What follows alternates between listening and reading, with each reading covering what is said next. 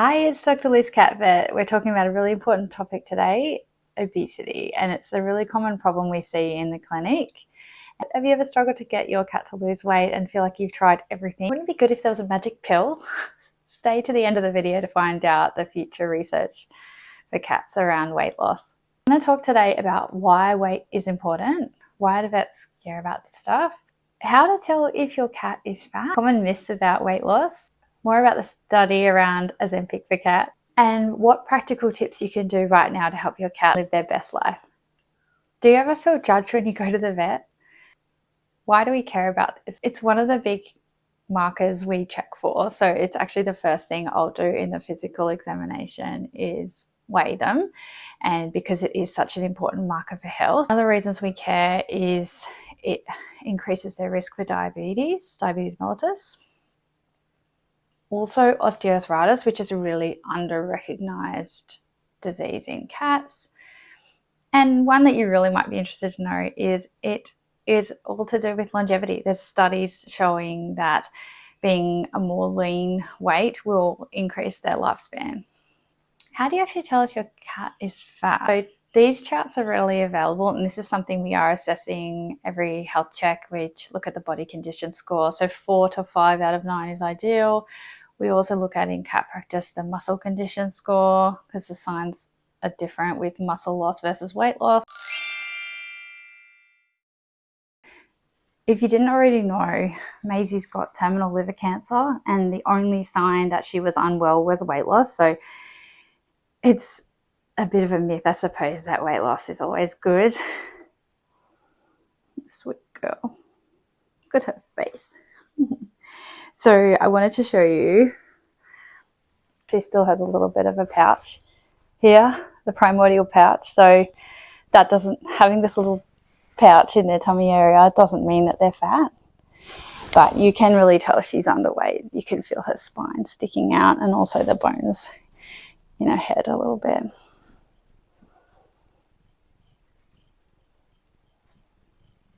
I love you.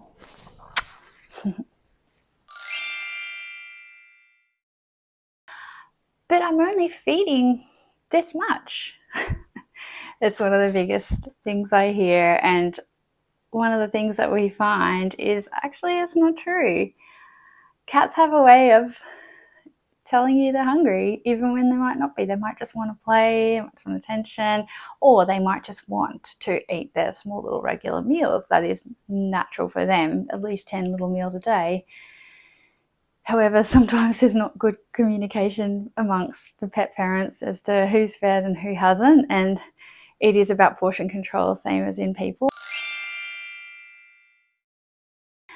That's another myth. Assuming dry food is better, I find a lot of people go, oh, stop giving them the wet food because I'm trying to get them to lose weight. Wet food is 90% water. If you're going to cut something, cut the dry. It is calorie dense. It is a lot more than what it looks like. So Mounjaro, Wegovy, Ozempic's a big one that's made the headlines, been really controversial because it was traditionally a diabetic treatment. It helps, it signals to the brain and works on the hormones like to lower the blood sugar because it has this great side effect of weight loss and appetite suppression. It has now been used for weight loss and it is a legitimate thing. I think there was just a controversy when there was the shortages mainly, and it is expensive, so it's not accessible to everyone. With cats, most of the time we are talking about type 2 diabetes, and being fat in itself is actually a risk factor for insulin resistance and development of diabetes. GLP-1, what is this medication? It's glucagon-like peptides or protein. So glucagon is a hormone that occurs naturally in the body, produced by the pancreas. It promotes fat breakdown and it regulates the appetite.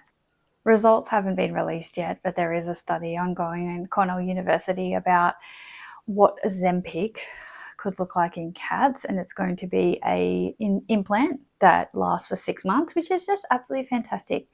Most owners would not want to inject their cat daily for insulin, for diabetes treatment, or weekly. It's going to be a little bit hard to remember, and it's going to be applied by the vet, so you only have to go every 6 months. That's absolutely fantastic. The study is going to be looking at next year, so 2026, so watch this space.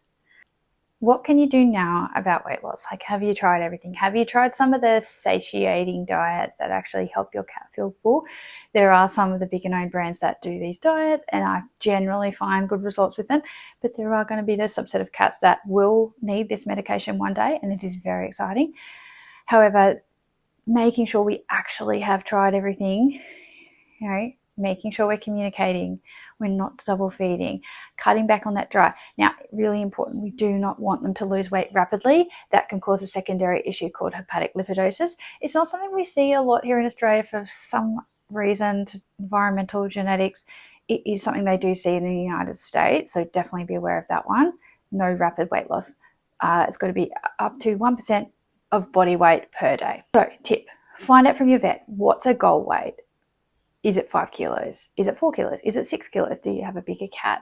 And calculate, what's a reasonable length of time to be aiming for that goal, doing the calculations, how many grams per day, booking in those monthly weight management.